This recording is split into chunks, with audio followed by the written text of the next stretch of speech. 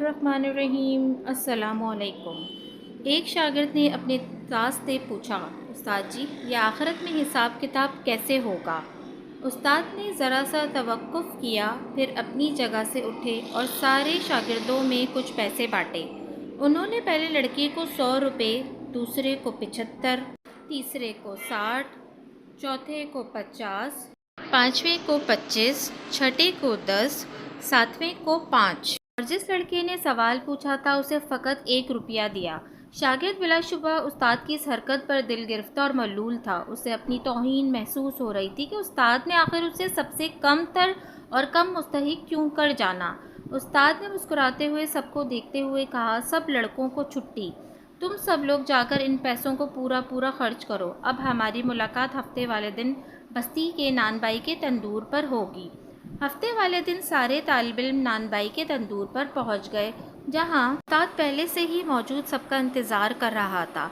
सब लड़कों के आ जाने के बाद उस्ताद ने उन्हें बताया कि तुम में हर एक इस तंदूर पर चढ़कर मुझे अपने अपने पैसों को कहाँ खर्च किया है का हिसाब देगा। पहले वाले लड़के जिसे 100 रुपये मिले थे को दहकते हुए तंदूर की मुंडेर पर चढ़ाकर उस्ताद ने पूछा, बताओ मेरे दिए हुए 100 रुपये कैसे खर्च किए थे? जलते तंदूर से निकलते शोलों की तपिश और गरम मुंडेर की हिद्दत से परेशान लड़का एक पैर रखता और दूसरा उठाता, खर्च किए हुए पैसों को याद करता और बताता कि 5 का गुड़ लिया था, 10 की चाय, 20 के अंगूर, 5 रुपए की रोटियां और इसी तरह बाकी के खर्चे। लड़के के पाँव हिद्दत से जल रहे थे तो बाकी का जिस्म तंदूर से निकलते शोलों से झुलस रहा था। हत्ता कि इतनी सी देर में उसे प्यास भी लग गई थी और अल्फाज भी लड़खड़ाना शुरू।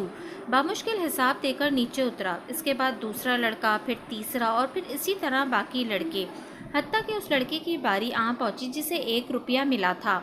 उस्ताद ने उसे भी कहा कि तुम भी तंदूर पर चढ़ जाओ और अपना हिसाब दो।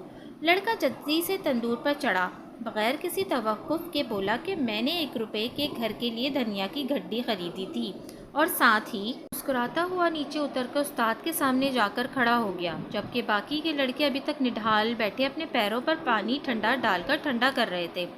उस्ताद ने सब लड़कों को मुतवज्जा करके उस लड़की को ख़ास तौर पर सुनाते हुए कहा, बच्चों, ये क़यामत वाले दिन के हिसाब किताब का एक छोटा सा मंजरनामा था। हर इंसान से उसको जिस कदर अता किया गया के बराबर हिसाब होगा।